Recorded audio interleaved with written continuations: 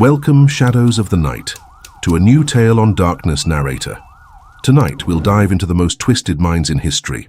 10 serial killers who were never caught. Real stories of terror that defied justice and remain unsolved mysteries even decades later. Before we begin, activate the bell and subscribe so you won't miss our most chilling stories. Are you ready to descend into the darkness? Let's begin. The Zodiac Killer. Our first story takes us to Northern California at the end of the 1960s, an era of cultural change, but also of fear. Here in the San Francisco Bay Area, a faceless killer began to spread terror. We know him as the Zodiac Killer, a name he chose himself in the cryptic letters he sent to local newspapers. Between 1968 and 1974, he claimed to have murdered 37 people, though only 5 cases have been officially confirmed. His victims were mostly young couples seeking moments of intimacy in remote areas, known as lovers' lanes. The Zodiac's methods were as cold as they were calculated. He attacked at night, often with a gun or a knife. His first confirmed attack took place on December 20, 1968, when David Faraday, 17, and Betty Lou Jensen, 16, were shot while sitting in their car on Lake Herman Road near Vallejo. David died instantly. Betty tried to run, but was hit by 5 bullets in the back. There was no robbery, no sexual assault, just death. 7 months later, on July 4, 1969, another couple, Darlene Ferrin and Michael Mageau, was attacked at Blue Rock Springs Park. Darlene died, but Michael survived, describing the killer as a heavy-set white man around 30 years old. The most chilling part came afterward. The killer called the police from a nearby payphone to confess. His voice was calm, almost mocking. What made the Zodiac truly terrifying, however, was his obsession with cryptography. He sent letters to newspapers like the San Francisco Chronicle containing coded messages and taunts. In one letter he wrote, "I like killing people because it's so much fun. It's more fun than killing wild game." One of his most famous ciphers, the 340 cipher, remained unsolved for 51 years until 2020, when cryptographers finally decoded a message that read, "I hope you're having lots of fun trying to catch me. I'm not afraid of the gas chamber because it will send me to paradise sooner." The Zodiac also played psychological games with the police and the press, including crime details only the killer could know, like bullet markings or the victim's positions. In October 1969, he attacked Brian Hartnell and Cecilia Shepard at Lake Berryessa. This time he wore a black hood with a crosshair symbol, which would become his signature. He tied the couple and stabbed them repeatedly. Cecilia died, Brian survived, describing him as methodical, almost robotic. His last confirmed murder was that of Paul Stein, a 29-year-old taxi driver shot in the head on October 11, 1969, in San Francisco. The Zodiac tore off a piece of Stein's shirt and mailed it to the Chronicle as proof. Witnesses saw a man fleeing, but police arrived too late. Despite decades of investigation, the Zodiac was never caught. The main suspect, Arthur Lee Allen, a schoolteacher with a history of child abuse, was heavily investigated. His handwriting and fingerprints didn't match, but many still believe he was the killer. In 2022, DNA analysis on envelopes from the killer was inconclusive. Is he still alive? Did he die in anonymity? No one knows. The case became not only a criminal mystery, but also a cultural phenomenon, inspiring books, theories, and the film Zodiac by David Fincher. The Zodiac didn't just kill people, he murdered the peace of an entire generation. What do you think? Will we ever know who he truly was? Jack the Ripper, London, 1888. The fog crawls through the narrow alleys of Whitechapel, a poor and overcrowded district on the east side of the city. It was here, amid the gaslight and the stench of despair, that the most infamous killer in history emerged, Jack the Ripper. He wasn't the first murderer in London, but he became the first to terrify the world. His crimes marked the beginning of what we now call the era of the serial killer. Between August and November of 1888, at least 5 women were brutally murdered. Mary Ann Nichols, Annie Chapman, Elizabeth Stride, Catherine Eddowes, and Mary Jane Kelly. All were sex workers living in the slums of Whitechapel. The attacks shared a chilling pattern. Each victim's throat was slit, followed by mutilations so extreme that even experienced detectives were horrified. The killer seemed to possess anatomical knowledge, leading investigators to suspect a butcher, a surgeon, or perhaps a medical student. The press soon gave him a name, Jack the Ripper, after a letter sent to the Central News Agency. Signed with that very pseudonym, it read, "Dear boss, I keep on hearing the police have caught me, but they won't fix me just yet. I love my work and want to start again. Yours truly, Jack the Ripper." Whether that letter was real or a cruel prank remains debated, but the name stuck, and the legend was born. As the murders continued, panic consumed London. Citizens refused to go out at night. Newspapers published gruesome illustrations and speculated endlessly about the killer's identity. Police interrogated hundreds of suspects, but in the chaos, no one was ever arrested. The final known victim, Mary Jane Kelly, was found on November 9, 1888, in her small room on Miller's Court. Her body was mutilated beyond recognition, so much so that even the seasoned coroner described the scene as the most ghastly of all murders. After that, the killings suddenly stopped. The Ripper vanished, as if swallowed by the same fog that had hidden him. Over the following decades, more than 200 theories emerged. Some claimed he was a royal surgeon, others believed he was a foreign sailor or even a member of the police. Modern DNA testing on the victim's shawls once pointed to a Polish barber named Aaron Kosminski, but experts remained divided. The evidence was contaminated, and the mystery endures. Jack the Ripper's true power wasn't just his brutality, it was his myth. He became a ghost that never aged, a symbol of fear that transcended time. His legacy gave rise to books, films, and even psychological studies on the nature of evil. Because Jack the Ripper wasn't just a man, he was the birth of the idea that some monsters walk among us, unseen, smiling behind human faces. The Monster of Florence, Tuscany, a place most people imagine through postcards, golden hills, cypress trees, and vineyards glowing beneath a forgiving sun. But behind those peaceful landscapes, between the late 1960s and the mid-1980s, something sinister moved through the night. They called him Il Mostro di Firenze, the Monster of Florence. It began as whispers. Lovers found dead in parked cars along country roads outside Florence, the kind of roads where young couples went to be alone. What police found, however, were not crimes of passion. They were executions, ritualistic and cruel. The first known murders date back to 1968, when a couple was shot in a car near Signa, a small town west of Florence. The weapon was a .22 caliber Beretta pistol, a detail that would become the monster's signature. For years, the killings seemed isolated. Italy had other problems: political unrest, terrorism, corruption. The murders faded into the background until they started again. From 1974 to 1985, at least 7 double murders followed the same pattern. A young couple, a secluded car, a quiet night. The monster approached unseen, fired several shots into the vehicle, then performed post-mortem mutilations on the female victim. The violence was not random. It was focused, deliberate, methodical, and it repeated like a ritual. Soon the city of Florence lived in terror. Newspapers turned the monster into a national obsession.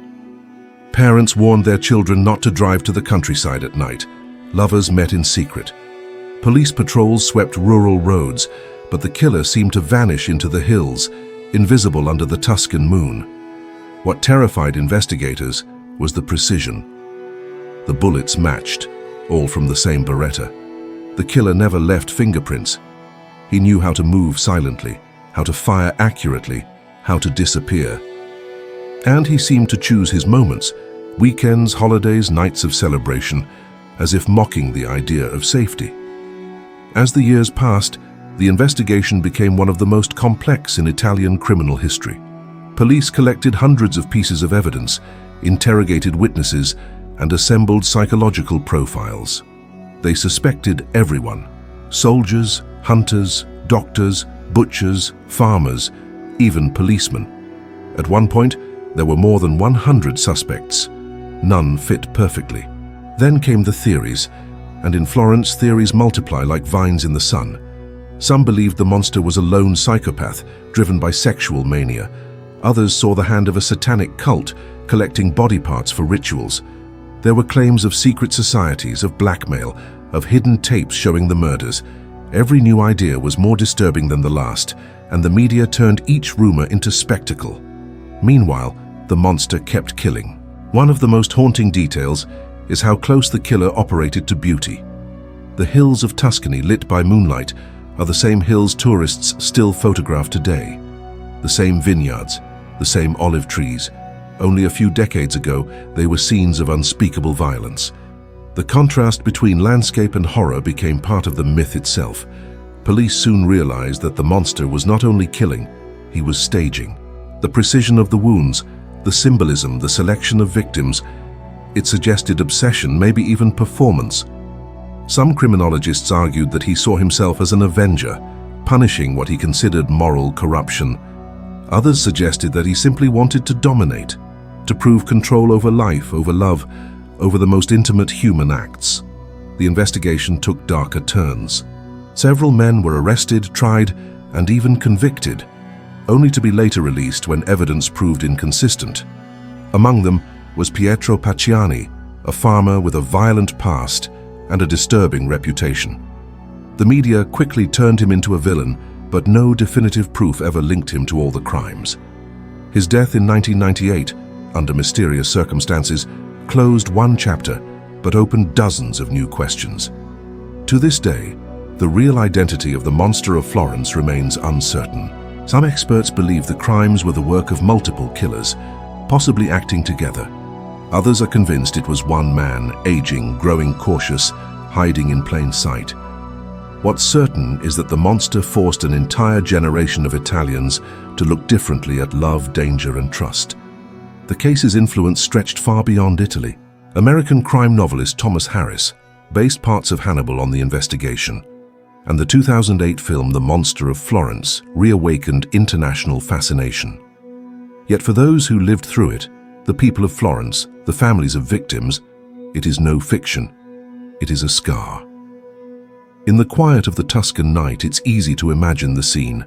A car parked under the shadow of olive trees, soft music playing from a radio, two lovers whispering in the dark. Then, silence.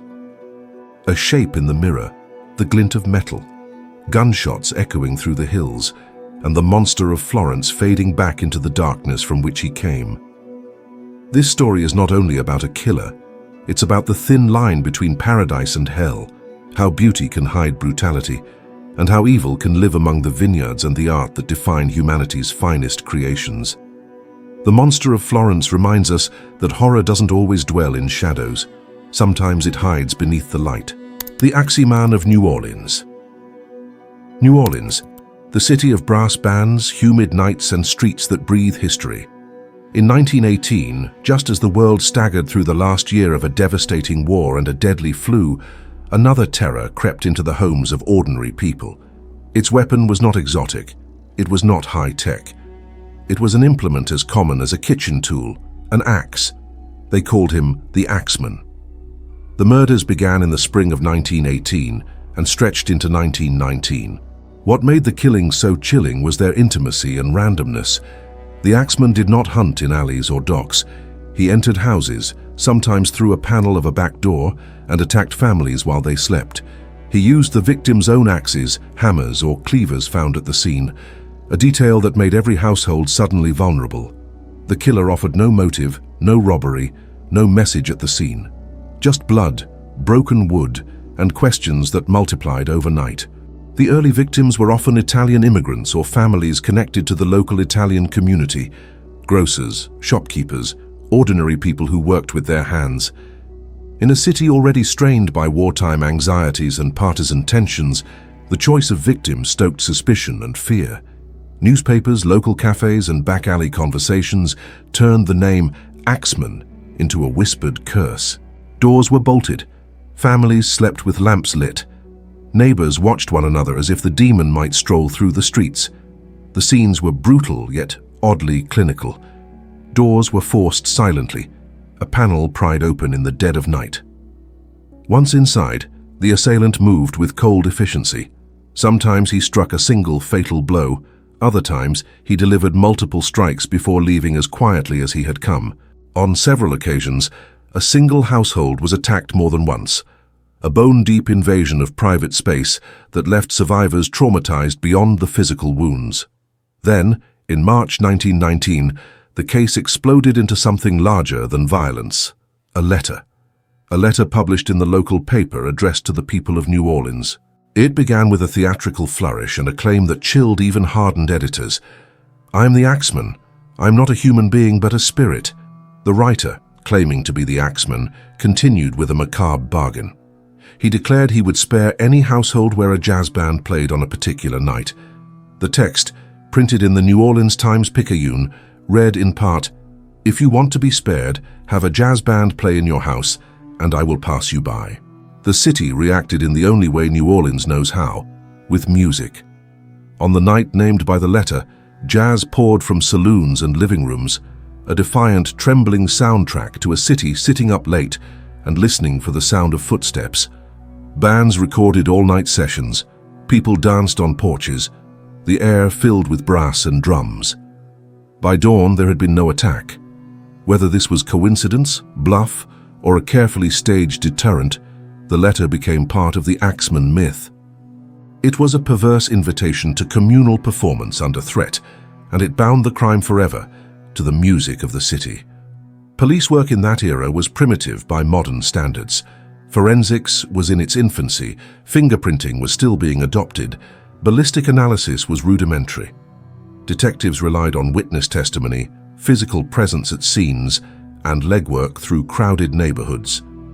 The Axeman case presented hurdles at every turn, few reliable witnesses, a killer who left almost no trace, and a city with communities reluctant to trust law enforcement, especially where immigrant populations felt targeted or stigmatized.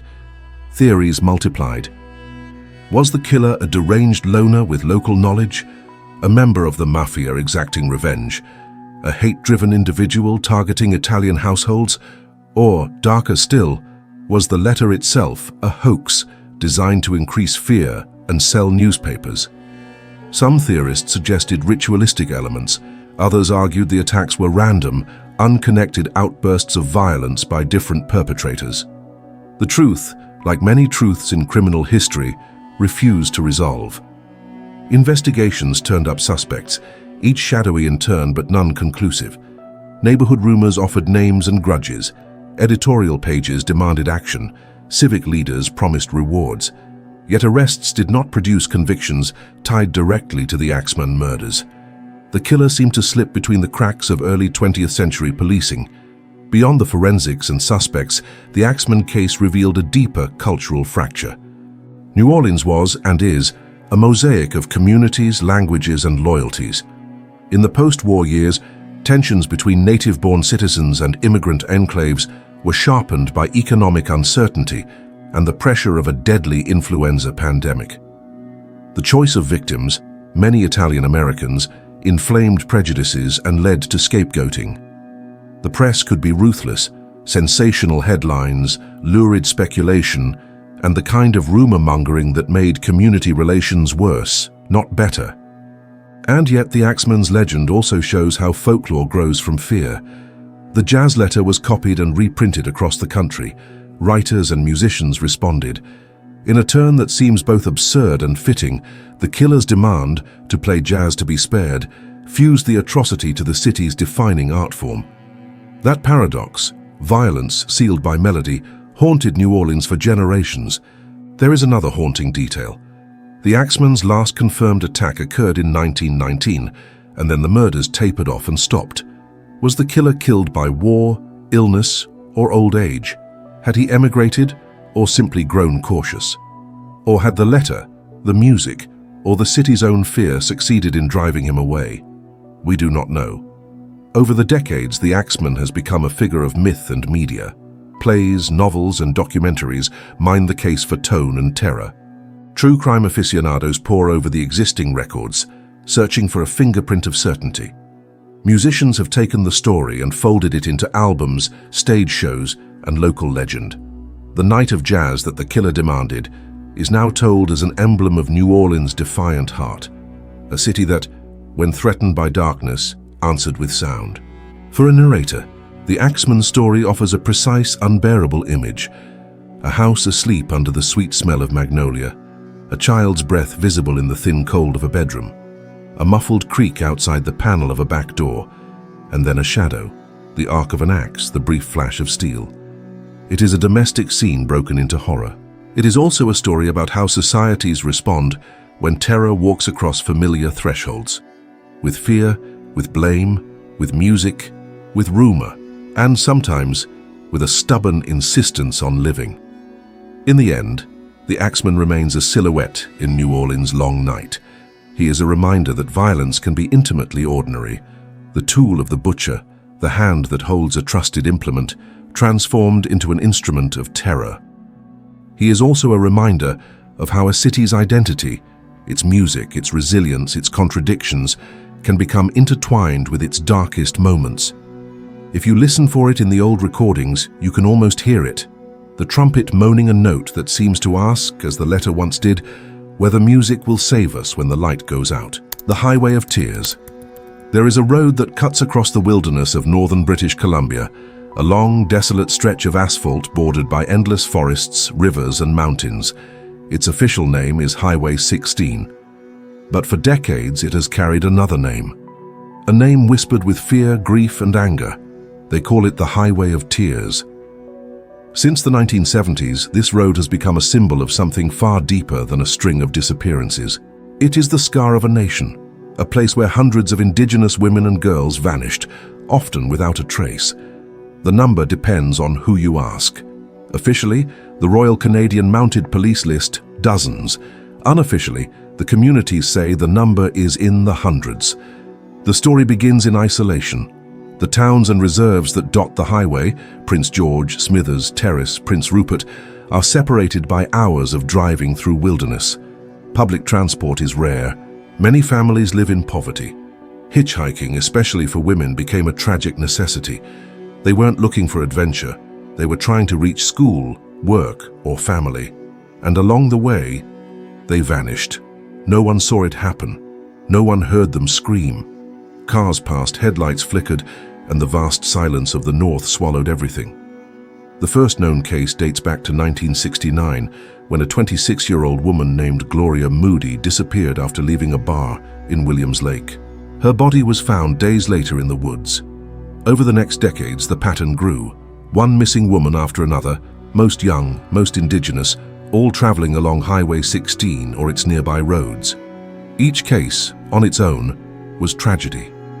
Together, they formed a haunting pattern, a map of violence stretching across hundreds of kilometers. Investigations were slow, police resources in the north were limited, and for years the disappearances were treated as isolated incidents. Families begged for answers, but too often the women were blamed for their own fates, called runaways, addicts, or drifters. The bias was not subtle, it was systemic. It took decades before Canada, as a nation, began to recognize the full scope of what was happening. The indigenous communities never stopped searching. They organized marches, vigils, and memorials along the roadside. They built wooden crosses and tied red ribbons to the trees. Each ribbon carried a name, a memory, a voice that refused to be silenced.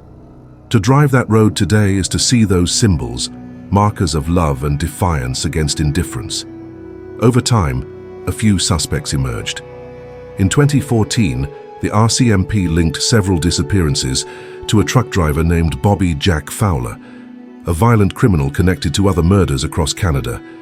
But Fowler died years before he could be tried, and many cases remain unsolved. Others believe multiple killers operated along that road, taking advantage of its isolation and the vulnerability of those who had no other means to travel. The phrase "Highway of Tears" was born from grief, but it became a movement, a call for justice, for accountability, and for visibility. Documentaries, inquiries, and commissions followed, exposing not just crimes, but the deeper roots of the tragedy, the legacy of colonialism, the trauma of residential schools, the systemic neglect of indigenous women by law enforcement. It wasn't just about murders, it was about a society that looked away for too long. Imagine it, a long stretch of two-lane road at dusk, mountains on the horizon, clouds hanging low. A single figure walking on the shoulder, thumb out, wrapped in a jacket against the cold. A pickup truck slows down. A door opens, headlights fade into the distance, and then nothing. Silence. Only the wind through the trees. For the families, that silence is unbearable. Many still live in the same small houses, keeping photos of daughters and sisters on the walls. They organize annual walks, hundreds of kilometers long, to keep the memories alive. They demand reforms, funding for safe transportation, and respect for indigenous lives. Every step they take is a refusal to let the missing disappear twice, once from the world and once from memory. The Highway of Tears is not just a place on a map. It is a symbol of violence ignored, of justice delayed, of resilience that refuses to fade. It is a story written in both tragedy and defiance. A reminder that horror doesn't always come from monsters hiding in the dark. Sometimes it comes from systems that choose not to see. And yet, amidst the grief, there is light, in the vigils, in the songs, in the unity of the people who still drive that road to honor the lost. Each red ribbon that flutters by the roadside is a voice whispering, "I was here, I mattered, don't forget me." The Highway of Tears is endless, not in distance, but in memory. And every traveler who drives that lonely road carries, perhaps unknowingly, the weight of its ghosts. The Phantom Killer of Texarkana. It began in the spring of 1946, in a quiet border town split between two states, Texas and Arkansas. Texarkana, a place where everyone knew everyone, where Friday nights meant movies, dances, and headlights gliding through country roads. But that year, something sinister began to stalk those roads, a figure that moved through the dark like a shadow with purpose, silent, faceless, and merciless. They called him the Phantom Killer. The first attack came on February 22, 1946. Jimmy Hollis, 25, and his girlfriend Mary Jean Larey, 19, had parked on a secluded dirt road after leaving a movie. Around midnight, a man appeared out of the darkness, wearing a white mask, roughly cut from a pillowcase with slits for eyes and mouth. He pointed a flashlight at their faces. "Get out," he ordered. Then came the pistol. The Phantom beat Jimmy nearly to death and assaulted Mary before letting her go. She ran barefoot for almost a mile, screaming through the night until she reached a house and collapsed at the door. The attacker vanished, as if the darkness itself had swallowed him. Texarkana woke up to panic, but the nightmare had only begun. 3 weeks later, on March 24th, the Phantom struck again. Richard Griffin and Polly Ann Moore were found dead in their car on a lonely road near Rich Road, both shot in the head. Execution style. There were no witnesses, no footprints, no fingerprints, only silent smoke and fear. Within days, the town transformed. People stopped going out at night, windows were nailed shut, hardware stores ran out of locks and guns, newspapers called it the Moonlight Murders. Each attack came under the cover of night, always near Lover's Lane, always with a terrifying precision. Then on April 13th, he struck again, killing Paul Martin, 17, and Betty Jo Booker, 15. She was a saxophone player who had just finished a gig with her band. Her body was found 2 miles from the car, still clutching her instrument case. The brutality of the crime was beyond comprehension. The Phantom didn't just kill, he hunted. By now, Texarkana was in a state of siege. Roadblocks were set up. The Texas Rangers were called in, led by the legendary Captain Manuel Lone Wolf Gonzalez, a man known for his sharp suits, sharper mind, and an iron sense of justice. But even he could not catch what he couldn't see. The killer seemed to vanish after each crime, leaving nothing but questions. No ransom, no motive, no pattern beyond terror. Some thought he was a soldier recently returned from the war, trained to kill and unable to stop. Others whispered about a local man, someone who blended in by day and hunted by night. Everyone had a theory. No one had proof. The final confirmed attack came on May 3, 1946. Virgil Starks, a respected farmer, sat in his home listening to the radio when 2 bullets tore through the window, striking him in the head.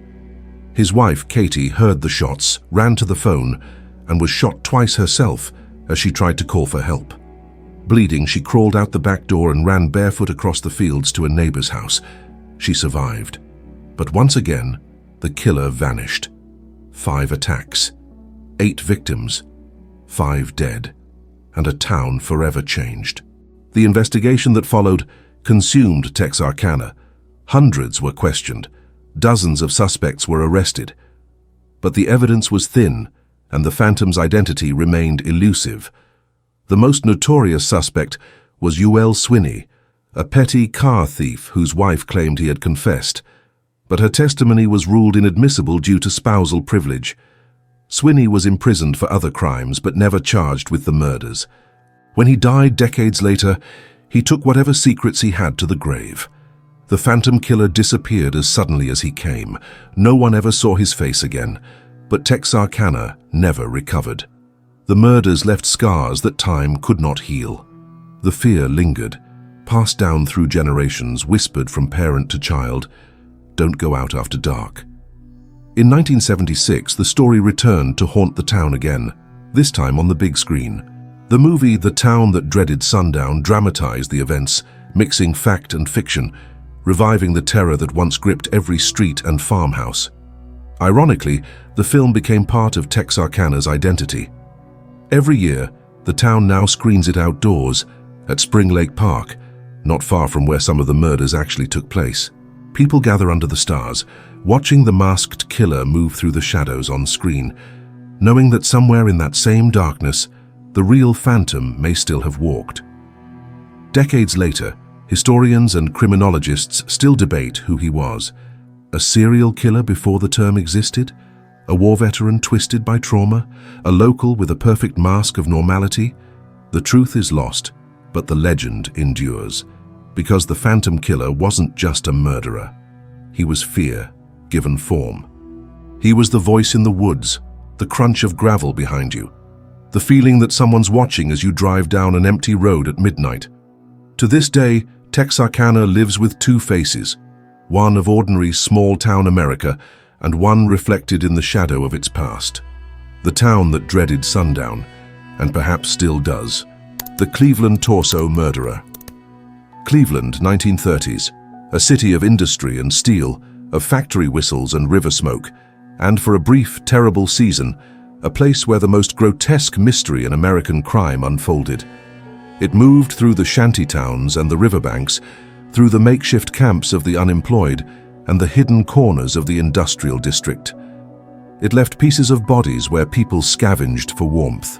It left questions that would haunt the city for generations. They called the unknown killer the Cleveland Torso Murderer.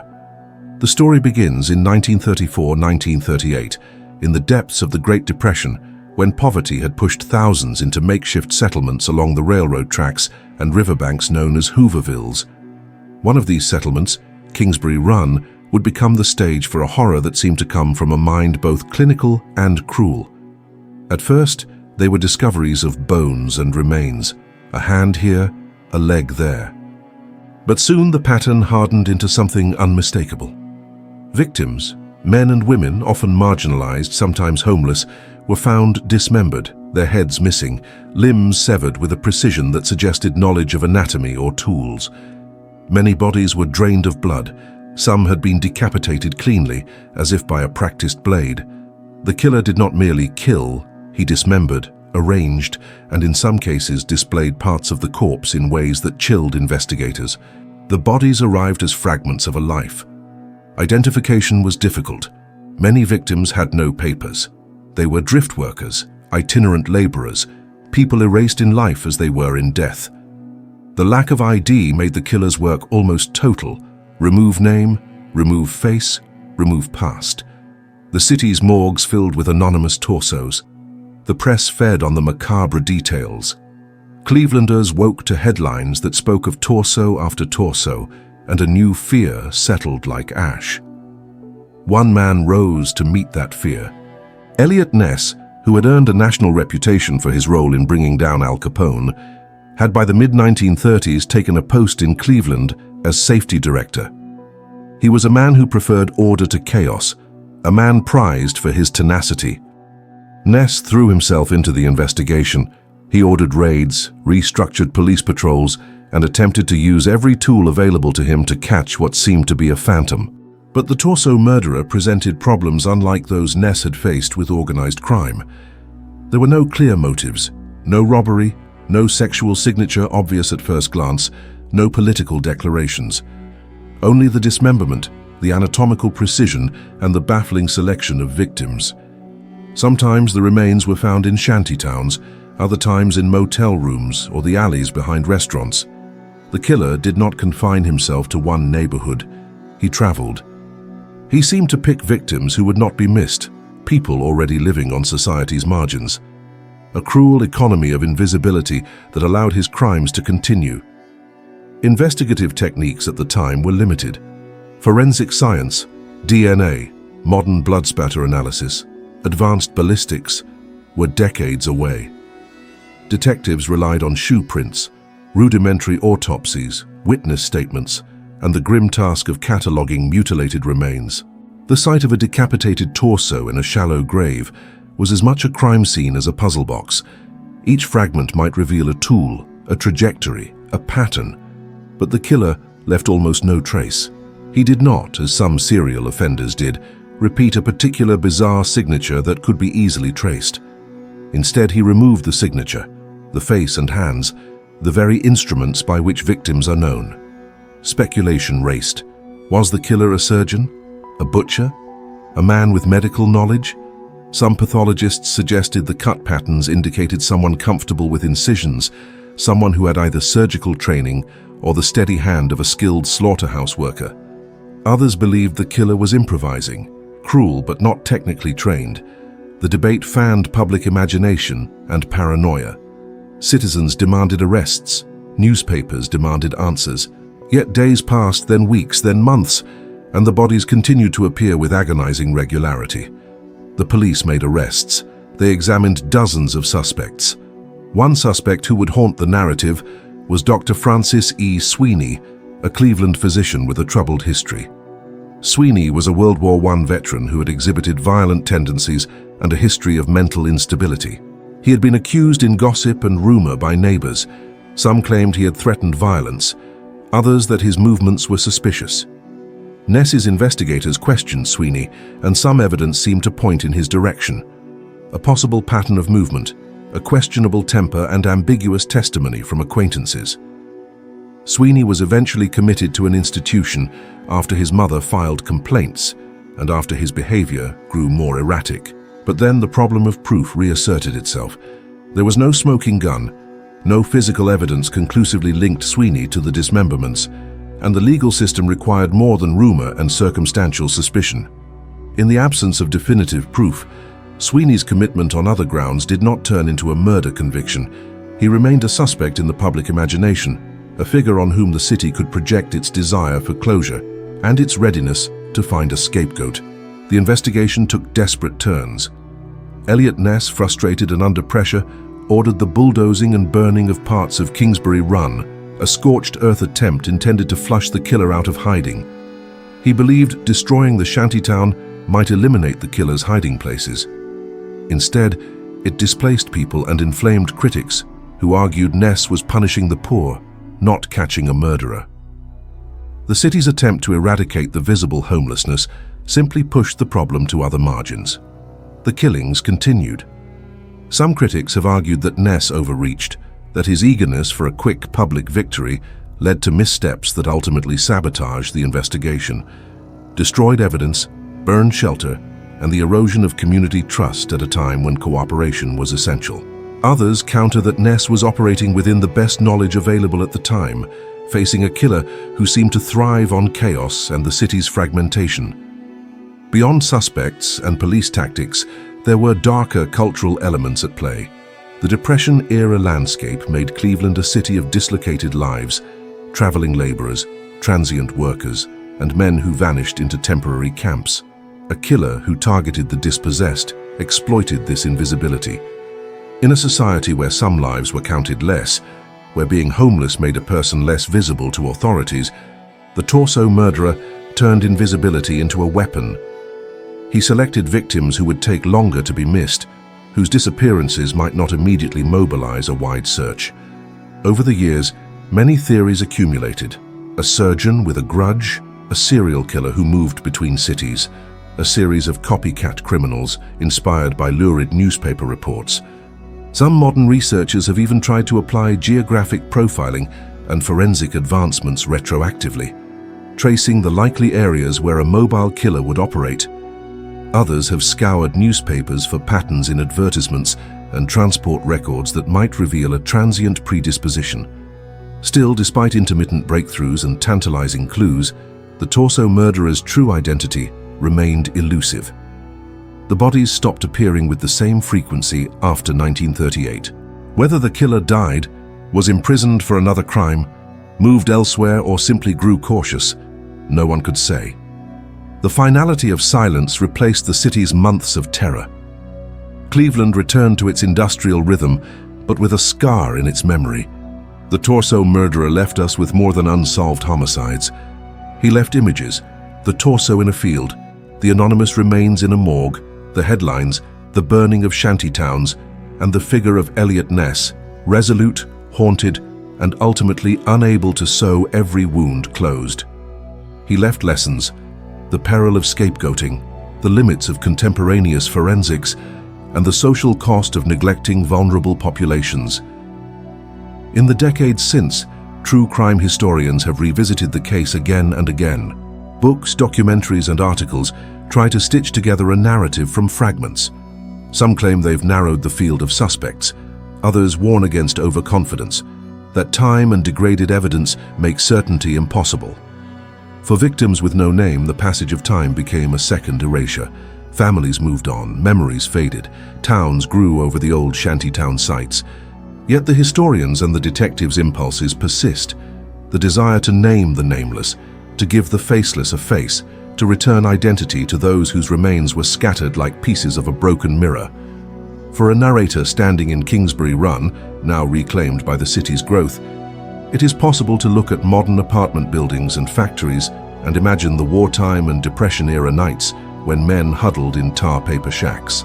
Imagine their shock if one morning a neighbor was gone and only a torso lay in an alley. Consider the cold calculation required to cut another person apart, to sever identity as if cutting meat. The torso murderer's crimes were grotesque not only in physical brutality, but in their attack on personhood, an erasure of name, face, and story. And perhaps the most unsettling thought, somewhere in the documents, in an old police log, or in a box of unsorted evidence, there may remain a trace, a small, overlooked fragment that could tie the case to a man's name. Or perhaps there is no such trace, and the torso murderer will remain forever as he began. A shadow among the nation's hard years, a reminder that sometimes the darkest puzzles are the ones we cannot solve. The West Mesa Bone Collector. It began with a storm, February 2, 2009, Albuquerque, New Mexico. After days of relentless rain, the dry desert soil on the city's western mesa had started to erode. A woman walking her dog noticed something strange jutting out of the earth, pale, curved, half-buried in the sand. At first she thought it was a root. It wasn't. It was a human femur. That discovery would open one of the most haunting serial murder investigations in modern American history. A crime scene so vast and desolate that it became known simply as the West Mesa. By the time investigators were done excavating, they would find the remains of 11 women and one unborn child, buried in shallow graves across the desert floor. The press would give a name to the faceless killer who left them there, the West Mesa Bone Collector. The Desert of the Forgotten.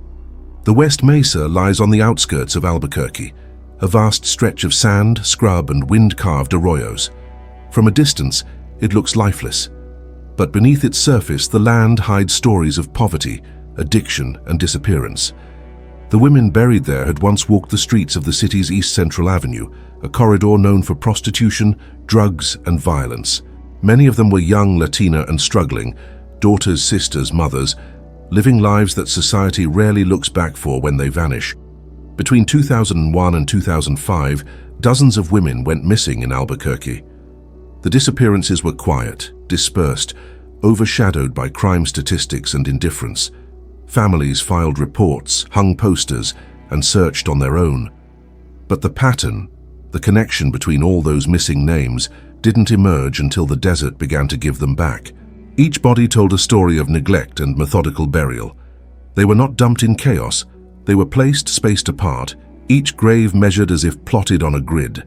Whoever buried them had time and knowledge of the terrain. The discovery.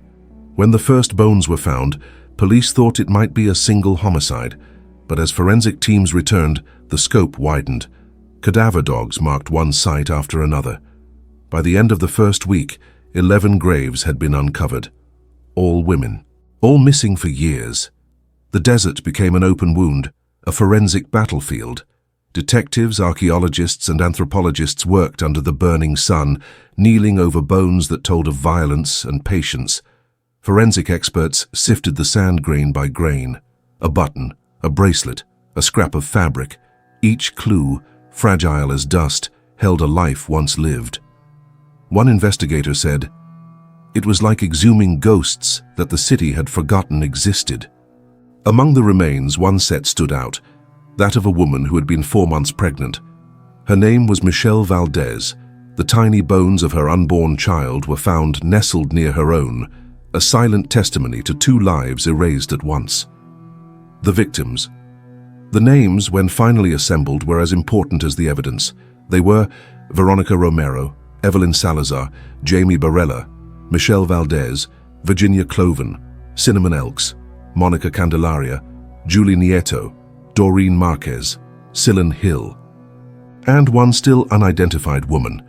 Each had disappeared under similar circumstances, often last seen near Central Avenue, often involved in prostitution or drug use, and each with families who said their pleas were dismissed or ignored. The killer had exploited that neglect. He had chosen victims who lived in society's blind spots. The investigation detectives faced an immense challenge. No witnesses, no fresh evidence, no clear cause of death, just bones and silence. The remains had been buried for years, leaving few forensic traces of how they died. But the burial method suggested a single perpetrator. The spacing of graves, the consistent depth, the lack of disorder, all pointed to organization. The FBI, local police, and profilers began to construct a psychological portrait. The killer was likely a man familiar with the area, possibly a local who knew the desert's isolation. He would have access to a vehicle large enough to transport bodies and tools to dig in hard soil. He was methodical, patient, not impulsive. Dozens of suspects were investigated. One name repeatedly surfaced: Lorenzo Montoya, a local man who lived near the burial site and had a history of soliciting prostitutes and violence against women. In 2006, 3 years before the discovery of the graves, Montoya was shot and killed by a man whose girlfriend he had kidnapped and strangled. When detectives mapped his residence against the burial timeline, the overlap was chilling. The murders stopped after his death. To many investigators, that wasn't coincidence. But here's the truth. Montoya was never proven guilty. No forensic evidence, no DNA, no confession, no witness directly tied him to the West Mesa victims. The case remains officially open, unsolved, and the desert still holds its secrets. The forgotten pattern. Beyond the investigation, the West Mesa case revealed something larger, a pattern that stretched beyond Albuquerque. In cities across the U.S., Indigenous and Latina women have gone missing for decades with little national attention. Activists argue that the West Mesa killings were not just a serial crime, but a symptom of a deeper societal failure, the neglect of women on the margins. Each disappearance had been treated as isolated. Only when the bones surfaced together did they become part of a single story, a collective tragedy stitched together by geography and indifference. The name Bone Collector evokes something cold, detached, but perhaps the truer monster is systemic invisibility. For years, the desert had been silent witness to the erasure of those women. No one came looking until the rain forced the dead to speak. The land remembers. Today, the West Mesa is still empty. A fenced-off memorial stands there, a wooden cross for each woman, with ribbons that flutter in the desert wind. Families visit on anniversaries, leaving flowers that dry within days under the relentless sun. From afar, the land looks peaceful, but beneath it lies a cemetery that no one intended to make. The wind carries dust across the graves. The city keeps expanding. New houses, new roads, new dreams built over the bones of the forgotten. Some say that when the wind blows hard enough, you can hear the sand whisper, names, numbers, fragments of a life that refused to stay buried. There's something uniquely cruel about this kind of death. Not just the killing, but the burial in silence. A deliberate attempt to erase, but even in the desert, erasure is never perfect. The earth keeps its memory, and sometimes when the rain comes, it gives it back. The Long Island serial killer, Villisca. The ocean has a way of keeping secrets. It hides them in the waves, buries them in the sand, and when it finally gives them back, it does so without warning, like a confession whispered through the salt and wind. That was what happened along the lonely stretch of Ocean Parkway, a narrow road that cuts between the marshlands and the Atlantic on Long Island, New York. For years, it was just a quiet route, a place where locals walked their dogs, jogged, or watched the sunset burn the sky. But in December of 2010, a single phone call shattered that peace forever. A police officer searching for a missing woman named Shannon Gilbert and his cadaver dog stumbled upon something wrapped in burlap, half buried in the reeds.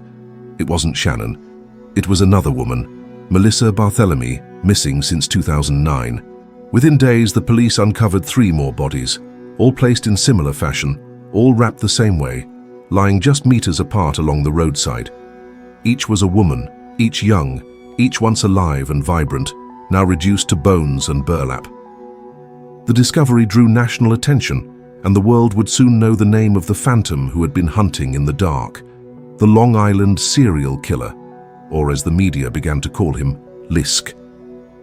The case expanded with each day of digging. Police widened their search area and found more remains, 10 sets in total over the next months. The shoreline, once a quiet refuge, had become a graveyard. The victims were mostly women who had worked as escorts, advertising their services on Craigslist and other online platforms. They had vanished without trace, one after another, between 1996 and 2010. Some were dismembered, others intact, but the pattern was undeniable. Whoever Villisca was, he was methodical, patient, and utterly remorseless. Among the most haunting threads of the story was that of Shannon Gilbert, the woman whose disappearance had triggered the search. Shannon was 24, a young escort from New Jersey who went missing after a panic-stricken 911 call on the night of May 1st, 2010. The call lasted 23 minutes. In it, she screamed repeatedly that someone was after her, that they were trying to kill her. Police traced her last known location to the gated community of Oak Beach, just a few miles from where the other victims were later found. Her body, however, wouldn't be discovered until more than a year later, in a swamp, her remains scattered, her clothes torn apart by the elements. Authorities ruled her death an accident, suggesting she became disoriented and drowned. But her family and many investigators never believed that. They were convinced she was another victim of the killer, whose hunting ground stretched across the dunes and marshes of Gilgo Beach. The case exposed a dark ecosystem that thrived beneath suburban comfort, a digital underworld where sex work met anonymity, where predators could hide behind screens. The victims, women like Amberlynn Costello, Megan Waterman, and Maureen Brainerd Barnes, were all part of that same invisible class. They weren't strangers to danger, but none could have imagined that their killer might be someone hiding in plain sight, perhaps even among the very men who came to their homes. As the years passed and leads went cold, the investigation became a mirror of frustration. Police forces were accused of negligence, corruption, even cover-ups. The Suffolk County Police Department was under fire for years for withholding information from the public. The chief at the time, James Burke, was later convicted of corruption, a twist that only deepened public mistrust. The question began to echo: was the killer still out there, protected by incompetence, or worse, complicity? Forensic analysis connected some victims through shared methods: burlap wrappings, similar body positioning, and areas of disposal. Phone records revealed chilling details. One victim's phone had been used after her death to call her family and taunt them. The voice on the other end was male, calm and deliberate. He told the sister of Melissa Barthélemy that her sibling was dead, then described how he had killed her. The calls were traced to Midtown Manhattan, near the heart of the city, close enough for the killer to be surrounded by millions invisible in the crowd. The profile that emerged was disturbing. A man intelligent enough to evade capture for years, organized enough to maintain a double life, and confident enough to taunt the police. For over a decade, he was just a shadow, a name whispered by detectives and journalists. But in 2023, the shadow finally took shape. Rex Heuermann, a 59-year-old architect from Massapequa Park, was arrested and charged with the murders of 3 of the women, Megan Waterman, Amber Costello, and Melissa Barthélemy, and suspected in several others. A man who lived just a short drive from the burial sites, who worked in Manhattan, and who blended into normal life so perfectly that even his neighbors described him as quiet and unremarkable. Investigators found a trove of evidence inside his home: hundreds of firearms, burner phones, and maps. DNA from a discarded pizza crust matched genetic material recovered from one of the victim's belongings. Years of cold silence cracked open in a single moment. Yet even with the arrest, questions still linger. Was Heuermann truly Lisk, the sole hand behind all those deaths, or just one of several predators who used the same hunting ground? Could the Gilgo Beach killings be the work of more than one man? The terrain itself seems to whisper uncertainty. The marshlands still hold unsearched corners. The timeline still has gaps. There are still bones without names. What the case revealed more than anything was how easily the vulnerable vanish in a world too distracted to notice. The women buried there had once existed in the margins, their disappearances met with shrugs, their lives footnotes in police reports. But once unearthed, they became symbols of something deeper. How apathy can be a killer too. Standing on Gilgo Beach today, the waves crash endlessly against the shore, erasing footprints within seconds. The sound of the sea mixes with the wind that sweeps across the dunes, the same dunes that for years hid the horror beneath them. Some families still visit, bringing flowers or lighting candles in the sand. They come not just to mourn, but to remind the world that these women had names, faces, laughter, and dreams. The killers or killers tried to bury them twice, once in the earth and once in obscurity. But the tide keeps coming back. And with it, the memory of what the ocean tried to keep. In the end, the story of the Long Island serial killer isn't only about one man's darkness.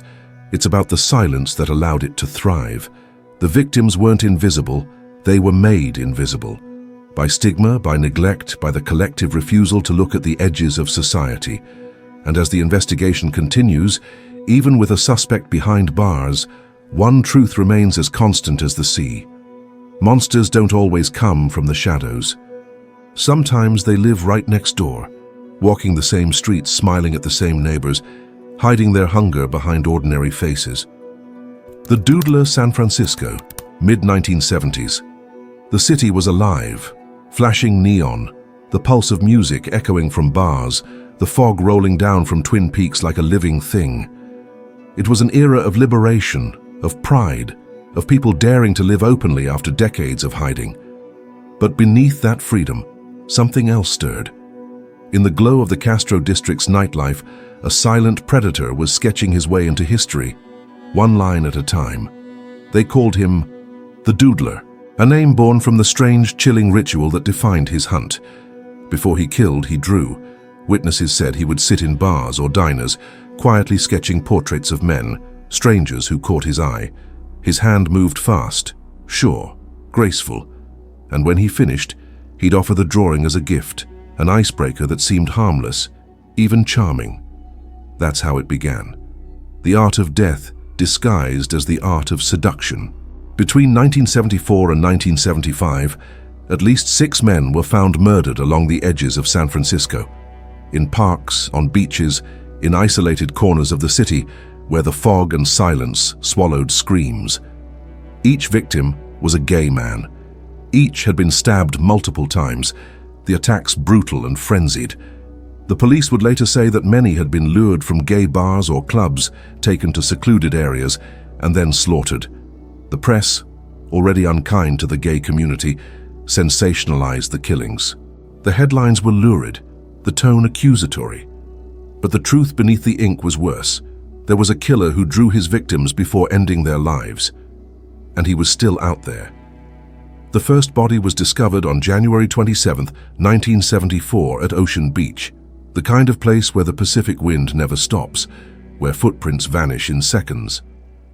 The man's name was Gerald Kavanagh, 50 years old, a worker, a father, and a man who had come to San Francisco for a new start. He was found naked, stabbed 16 times. His body bore defensive wounds, evidence that he had fought hard before the end. Police noted the angle of the wounds, the precision, the rage. It wasn't random. It was intimate. In the following months, the killings continued. Jay Stevens, Klaus Ahrens, Frederick Kapin, Warren Andrews, different lives, same pattern. Each crime scene told a story written in blood and silence. The Doodler seemed to vanish after every murder, dissolving into the city's chaos, leaving only his victims and the whispers of the nightlife that had birthed him. Detectives connected the dots through witness accounts. A man seen sketching, slender, young, African-American, stylish but quiet. He would draw his victims before they vanished. Then came the survivors, men who had escaped death but were too afraid to speak. 3, maybe more. They had met him, talked to him, gone home with him. They had fought him, survived his knife and fled bleeding into the streets. But in 1970s America, being a gay man was still dangerous in itself. Coming forward meant exposure, humiliation, the loss of jobs, families, even lives. And so they stayed silent. One of them, it was said, was a famous entertainer, another, a diplomat. Both refused to testify. Without them, the police had a phantom, a sketch of a killer drawn by the very hand that ended lives. Detective Harvey Horan, who led the investigation, described the case as one of the most frustrating of his career. "We knew who he was," he would later say, "but we couldn't touch him." The suspect had been identified, even questioned, a young man in his 20s working as a cartoonist and laborer. He matched the survivors' descriptions exactly, but without witnesses willing to testify, there was nothing to hold him on. He walked free, and with him, so did the darkness. The killing stopped, or seemed to. Some said the Doodler had moved on, changed cities, or taken his own life. Others whispered that he never stopped at all, only changed his hunting ground. For decades, the case sat cold, buried under the weight of time and shame. But the city never forgot. The name, the Doodler, became part of San Francisco's hidden mythology, a ghost story whispered in bars, a warning of what happens when prejudice blinds justice. Then, almost half a century later, the case stirred again. Advances in DNA technology breathed new life into old evidence. The San Francisco Police Department reopened the investigation, offering a $250,000 reward for information leading to the killer's arrest. Detectives revisited the old files, sketches, crime scene photos, the partial fingerprints, the witness testimonies sealed in fear. They found that the past still had a voice. New forensic work connected some cases once thought unrelated. The details, the wounds, the patterns of contact, the psychological profile, all pointed back to the same man. In 2022, police announced that they had a person of interest still alive, still living quietly in California. His name wasn't revealed, his face wasn't shown, but the implication was clear. The artist who drew death might still be breathing the same air as the city he once haunted. To understand the Doodler is to look into the anatomy of fear. Not just the fear of a killer, but the fear that allowed him to thrive. In the 1970s, the gay community of San Francisco lived in a fragile peace. They had bars, clubs, spaces of freedom carved out of a hostile world. But every act of love was shadowed by danger, from police raids, from bigotry, from the ever-present threat of violence. When the murders began, the victims were blamed as much as pitied. Newspapers called the killings a consequence of the lifestyle. That stigma silenced witnesses, paralyzed justice, and gave the Doodler the perfect cover. He was the embodiment of what happens when hatred and shame become weapons. A man who used trust as bait, art as disguise, and silence as his shield. Even now, decades later, his sketches remain a haunting symbol. The last moments of connection before the betrayal, before the knife, before the fog swallowed everything again. San Francisco today has changed. The Castro is bright, open, alive with pride flags and music. But if you walk the shoreline at night, where the waves crash endlessly against Ocean Beach, you can almost feel it. That lingering chill, the echo of footsteps in the fog. Somewhere between the sound of the wind and the whisper of the tide, the ghosts of his victims still seem to speak. They are the unfinished sketches of a killer who turned art into a ritual and murder into a form of control. And perhaps somewhere out there, the artist himself, older now, hidden in the crowd, still draws. Darkness never dies. Evil doesn't vanish when the case is closed. It lingers, in memories, in headlines, in the quiet corners where the light doesn't reach. Each story you've heard is more than a tale of death. It's a mirror, reflecting what hides beneath the surface of ordinary lives. The monsters we fear the most aren't born from shadows. They walk beside us, smiling, blending in, unnoticed. Their silence is what makes them eternal. Because darkness doesn't end, it waits. If you've made it this far into the dark, show your support. Leave a like, share this story, and subscribe to Darkness Narrator, where every whisper, every scream, and every truth is darker than fiction.